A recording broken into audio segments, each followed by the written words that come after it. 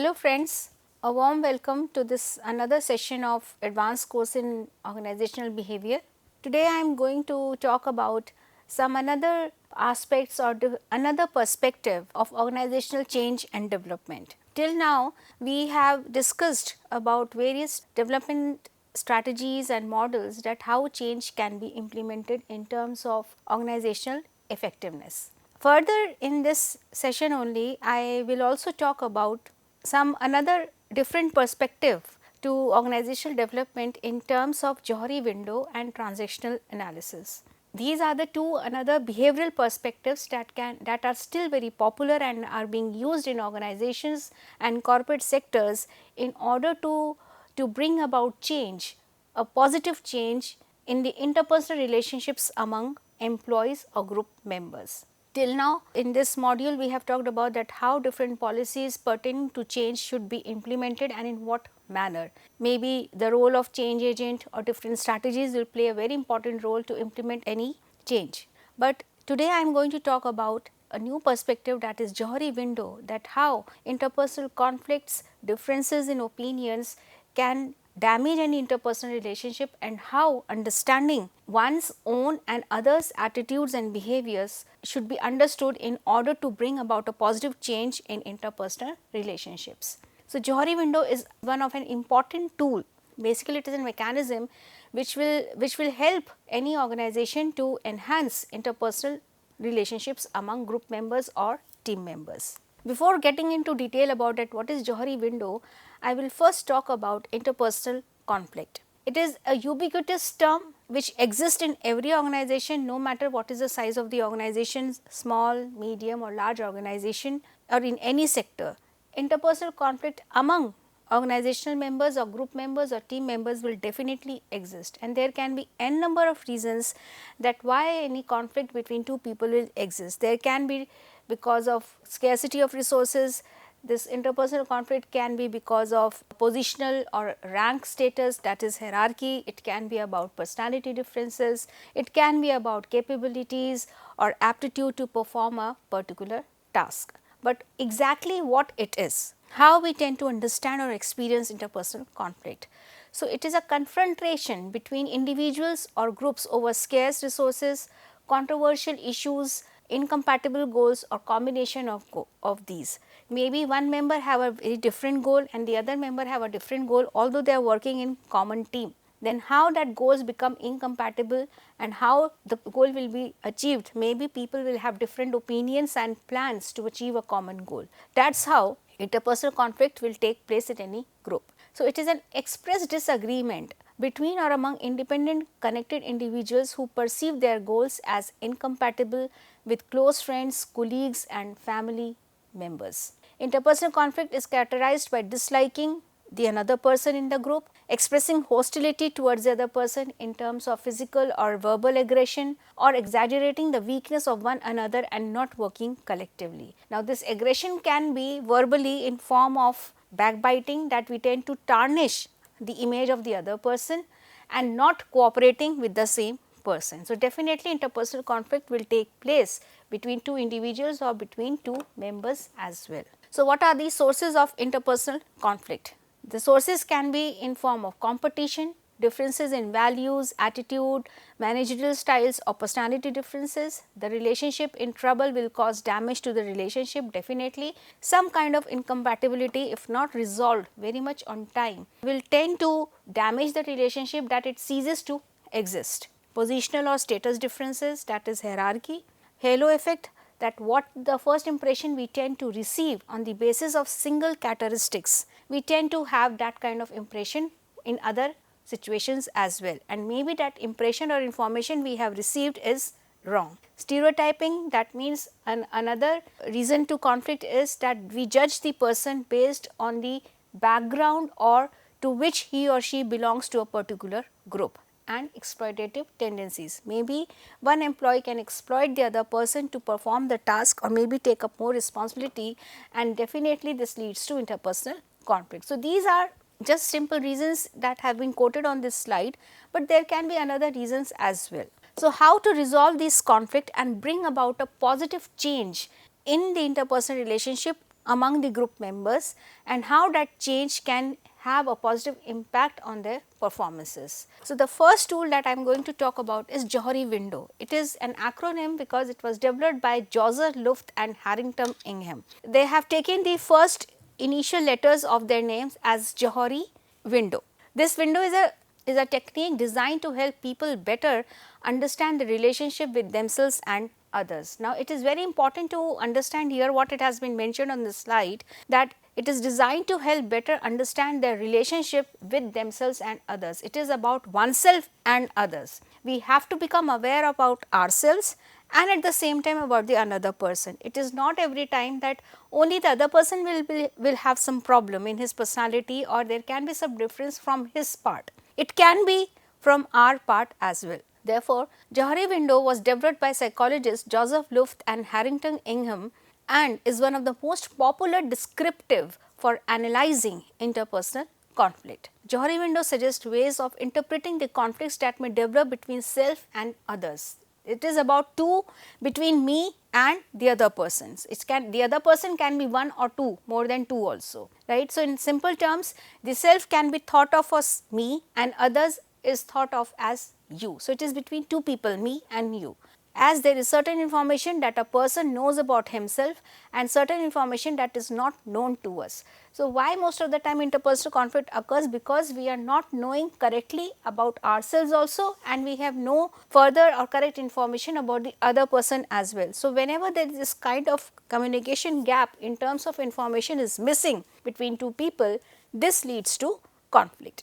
And when we are talking about Johari window, it is related to information pertaining to oneself and others. Maybe we are not unknown to ourselves and the person knows us very well, or the person, we understand the other person very well, but he does not understand us. It is between me and you. So, how this me and you will help us to resolve any conflict and bring about change. So, Joseph Luft and Harrington Ingham have proposed 4 quadrants or windows about me and you, and how these 4 quadrants, when expanded or reduced in size accordingly in a positive manner based on certain information we present ourselves about oneself, and we tend to get some information about the other person, that will help to resolve interpersonal conflict. So, if we go by this image, the 4 quadrants, the first is known, the second window is unknown, right, third is again unknown, and again fourth is unknown. Now, it has 2 aspects. Johari window is based on feedback and disclosure. When I am continuously saying that it is about information pertaining to us and the other person. So, it is about the more information we share, that means the more information we share while indulging in the process of self disclosure, the other person will get an opportunity to get to know about us, about our abilities, about our talents, about our competencies, about our aptitudes, even our communication, right. And sometimes when we indulge in the process of feedback, that what the other person will tell me about myself, then also we tend to discover more about ourselves. So, the process is that the more we indulge in the process of self disclosure and feedback, the more we are able to get to know each other. Sometimes we tend to give feedback to the other person, and sometimes we receive the feedback from the other person. Sometimes I am disclosing my information to the other person, and sometimes the other person is encouraged to indulge in self disclosure to reveal certain information about himself or herself, right. So, based on self disclosure and feedback mechanism, Joseph Luft and Harrington Ingham have identified 4 windows. The first is open area. This is also known as open self or self awareness or open receptive person. The second is blind area or the blind spot. This is related to social awareness, or it is also known as the bull in China shop person. It is bull in China shop person means that when we are going inside the shop to buy something and we are walking the aisle, by mistake unconsciously we tend to collide with any showpiece and it falls down and it is broken. But still also we do not realize that what has happened at our back, but other people know you that you have done it. This is about the bull in China shop person. The third is hidden area or the facade. Facade, it is a term that we use in architecture, but facade in architecture means the front look of the building. It is related to an individual personality as well, that what the facade we have, the on face we have something, but at the back of the face we have something. So, we have our own hidden agendas, limitations to share some information with the other person, and maybe the other person fails to understand us. And the last is unknown area, which is the unknown self or relationship management, or the hermit person. Hermit person is a isolated person who is not interacting with the social world and he is in his own shelf. So, in this fourth quadrant or window, people are unknown to each other, and person also does not know about himself or herself, about his own hidden abilities, latent abilities, agendas, or maybe fears or unconscious patterns of behavior. But with the gradual process of interaction with the other person, people get to know about their own hidden talents through feedback and self disclosure. So, this is how these 4 panes have been identified by Joseph Luft and Harrington Hingham, and how every window has its own process where 2 individuals are functioning and how they are being encouraged to indulge in self disclosure or feedback. So, the first area, that is the open area or the open self, the basic understanding of this self is that what is known to the person about himself or herself and is known to the others. So, this area is known as an area of free activity. In this kind of quadrant, 2 people who are interacting with each other, they are open to each other to an extent that they are like open book to each other. They have all the information about each other, and this area becomes an area of free activity where there is no communication gap, their communication is smooth, it is very sensitive and it is very productive. The other is blind area or the blind spot. What is known about a person by others in the group, but is unknown to the person himself. As I gave the example that when a person is walking in the aisle in the shop and he collides with any showpiece and it is broken down, we do not realize what we have done, but other people know it. Similarly, with us also, that there are certain characteristics, traits or behavioral traits that we possess and we do not understand what exactly we are saying or doing, but the other person knows you very well. So, we are novice to our own information, but other person knows you very well. So, this is the blind spot or the blind area where one person is completely unaware of its own shortcomings or maybe beneficial aspects of your behavior as well. So, this is blind spot or blind area. The third is facade or the hidden area or the pumper management or self management area. What a person knows about himself or herself that others do not know. We have some information within us, but we are not willing to share with the other person. Now, though that information can be our fears, our hidden agendas, our unconscious motives or certain interests which we do not want to share with the other person, and the other person is in dark because we do not want to share. But this area is something where we are managing information on our own, that is why it is an area of self management. We are picking up certain information, what to be shared and what not to be shared. So, this is hidden area or the facade. It is facade means we tend to wear a mask on our face that what exactly we are not revealing. The other is unknown area or the unknown self. What is unknown to the person about himself or herself and is also unknown to others. So, when the group members are new to each other for a particular or common objective, it becomes difficult for new members to explore each other. So, how they tend to understand each other based on interactions and communication patterns, unconsciously people tend to know about their own abilities as well, and through feedback they tend to understand more, and when they get the positive feedback they become more open to themselves and to the other person and tend to identify more positive aspects of their behavior. So, these are the 4 quadrants in which we lie accordingly, and how based on feedback and self disclosure we tend to indulge in different kind of behavioral patterns. To get into more details, this is how it is. So, the idea is that open area is the most positive area, and the objective of any group leader can be that area 1, that is open area, should be of maximum size, while other 3 areas should be reduced to the minimum, because somewhere down the line in all the other 3 areas 2, 3 and 4 quadrants, there is some lacking in one party which tends to obstruct or hinder the communication, and the open area fails to expand vertically or horizontally. So, in these 2 windows it is found that initially when members are new, so area 1, quadrant 1, that is open area, is smallest in size, right, but with the gradual process of interaction, the fourth quadrant becomes smallest and quadrant first becomes maximum in its size, because based on self disclosure and feedback, people tend to expand their information about themselves and others and form a more stable relationship with each other. So, if it is about quadrant A, it is the beginning of the relationship, and with the gradual process of information sharing, that is the window B, window 1 becomes more open or expands in the size vertically and horizontally, and ultimately members share a very intimate and close relationship with each other. So, what are the features of every area, which we have discussed already, but how it works in organizations? So, open area is the most effective and productive area. Why? Because members are open to each other, their communication patterns are very lucid, it is very smooth, and they tend to share maximum information, which makes any task to be achieved very easy. This area is free from distractions, confusions, misunderstandings and conflicts. This is but obvious. It promotes constructive and sensitive communication throughout the organization, because members share maximum information with each other, members know themselves very well, members understand the other person very well.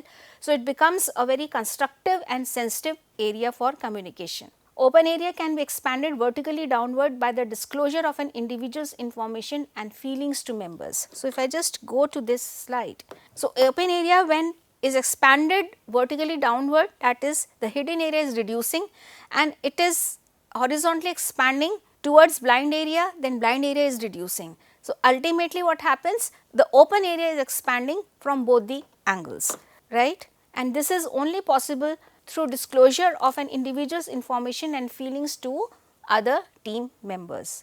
Therefore, open area can be decreased by reducing the blind area by soliciting feedback and leading to self discovery. So, it is about this blind area, that when it is horizontally expanding, that means blind area is being reducing because there is self discovery, there is feedback and people are falling more into this open area, right. The other is blind area or the blind spot. This area is referred to as an area of ignorance about oneself or issues with which one is deluded. Maybe unconsciously the person is not knowing about himself, and sometimes he is in delusion that he has some wrong impression or he is having some false mentality or thought process, and he is entertaining himself based on those false thought process, and his decision making also goes wrong or weak. So, this is about delusion. So, this area is referred to as an area of ignorance about oneself or issues in which one is deluded. This is not an effective area for communication, as other team members might withhold certain information from the members. So, it is a crucial line that is mentioned here, that it is not only that one member is unknown about himself, sometimes the other members can also withhold certain information from that person and the person is deluded. So, there is a possibility of communication gap from the other team members as well. This area can be decreased by soliciting feedback from other members and increasing self-awareness, promoting sensitive communication and active listening and testing the reality of who we are. So, if we are trying to reduce the size blind area through self-feedback and self-disclosure, the particular person also tends to get to know the reality of where he stands among the group members when he faces the reality based on feedback and self disclosure. So, this enables a person to identify, learn about his own weaknesses and strengths and build upon those personality traits. Hidden area or facade. The hidden area represents information, feelings and intentions that a person knows about himself but is not revealed to others. So, this is about certain information that a person is not interested, is not willing to share with the other members of the group. This area represents sensitivities, fears, hidden agendas or intentions that a person knows but is unknown to others. This area can be reduced through self disclosure or exposure process. Now, here exposure process is that when a person is already withholding certain information about himself from others, but there are certain situations when he tends to confront such situations, then all such information automatically is revealed to the other members. So, this leads to another process, that is exposure, not only self exposure, but exposure process, and during that exposure process only the person lead to a situation where he is also disclosing certain information about himself to others. However, it is always an individual's discretion to disclose his feelings or information to others. No matter what, you even compel a particular person within the group, he or she has complete freedom and discretion to reveal certain information and not to reveal certain information. Therefore, within organizations, cultures like individualism or collectivism have a significant influence on team members' preparedness to disclose their hidden selves. So, here comes the role play of leadership, that if it is about collectivism, maybe because of more extended interactions, members will tend to disclose certain information. They are encouraged to share some information about themselves. Whereas, if it is about individualistic culture, then it becomes difficult for the leader or other members to encourage the person to disclose more information about himself. So, all depends on the kind of culture that exists or prevails in any organization. And the other is unknown area. This unknown self represents information, feelings, latent abilities and talent and aptitudes which are unknown to oneself and to the other team group members. Why? Because they are new to each other, even we do not have that idea that what are our hidden or latent capabilities or ideas as well as of the others. This area is prompted through self discovery or observation by others or through collective or mutual discovery. So, when new members come to interact with each other in more proximal situations, then they indulge in the process of self discovery, that this is what we have and how we can use that skill or aptitude for our own development. So, this is how a person engages in a process of exposure, giving to himself, and then he realizes what exact talents he has, or mutual discovery. The people, when are indulged in mutual conversations or communication, they tend to highlight each other's hidden abilities and talents. This area can be reduced through managers encouraging self discovery, constructive observation and soliciting feedback. Now, here constructive observation means that when we are deliberately observing the other person in some specific situation or vice versa, then ultimately we discover our own. We become more aware of ourselves, there is more sense of self awareness as well as social awareness. This area also includes repressed or the unconscious feelings rooted in the past experiences or trauma and stay unknown for a lifetime. So, this area also includes repressed or the subconscious feelings, that means without understanding oneself, any person, any individual would be carrying some past with himself, and that is reflected unconsciously in his present behavior.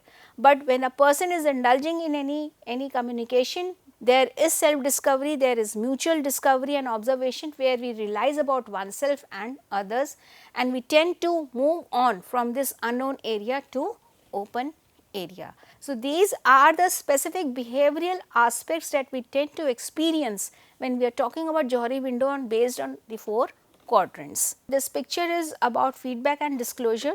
So, the more information we are revealing to others and we are receiving information from the others, that means disclosing, then this open receptive person is expanding downwards, vertically downwards, and the purple person or the hidden area is reducing in size. And if we talk about feedback mechanism, if we indulge in feedback, we are receiving more feedback from the other team members, then again this open receptive person, the red area, is expanding horizontally towards the blind spot and it is reducing in size. So, this is about that the more information we disclose through feedback and self disclosure, the more the open area can be expanded vertically, downward and horizontally. So, this is about Johari objective. So, wherever this Johari window is being practiced in organizations, employees are being asked to tick on all the adjectives that they relate to, that is they relate to themselves and relating to the other person. So, the more we tend to identify ourselves, then that means the more score is going down and ultimately vertically downward it is expanding. It is about oneself and others. So, these are just limited list of Johari adjectives. There are maybe around 100 adjectives that we can substitute to any other person or to oneself, and we can just score them based on the number of adjectives we score on to ourselves and to the other person, and we can easily graph those adjectives while expanding open area and reducing the other areas. Therefore, we can conclude that Johari window is an information processing tool or a disclosure feedback model of self awareness. It leads to self awareness based on feedback mechanism. It is a model of self awareness, personal development, group development, interpersonal development, influence and team building. So, this leads to more proximity, this leads to more improved communication and interactions among group members. Johari window represents information such as feelings, experiences, views, skills, attitudes, aptitudes, intentions and motivation concerning oneself and the group. We tend to understand that what is the hidden agenda or intention of an individual towards the group also. If the intention is ill, then members can take some corrective measures in order to protect the group to decline. Therefore, Johari window impresses two important aspects of human behavior: understanding oneself, that is pertaining to self awareness, and self management. Self management about hidden area where we are managing information about ourselves accordingly, and understanding others is social awareness and relationship management. So, this is how Johari window plays an important role to bring about positive changes in the interpersonal relationship among group members within organization. The most important point to mention is that this tool is still functional in organizations, in corporate sectors through small games where we tend to understand group behavior to a larger extent, right. So, that is all for this session. Thank you so much.